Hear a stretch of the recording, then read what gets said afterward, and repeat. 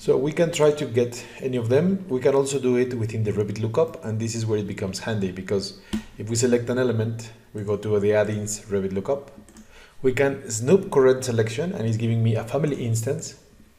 You can see here that the relationship happening is element is similar to family instance, but not all elements are family instances. Normally, family instances are only those that you can open on the family editor.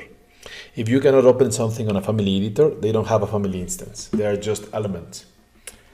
Inside of that family instance, we have here the properties that are for instance properties. We can see things like map model, structural material, symbol, swept profile. Important within the symbol is that if we're calling the symbol is just the object that we want to place it, but not the actual one we have already created. Different to the object symbol, we have the type.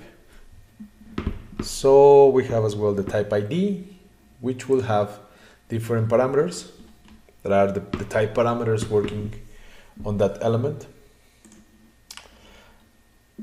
And the ones that we have as parameters from instance are different than the one parameters we have from the allocation. So we will be jumping in between the ones we want to read and the ones we want to select.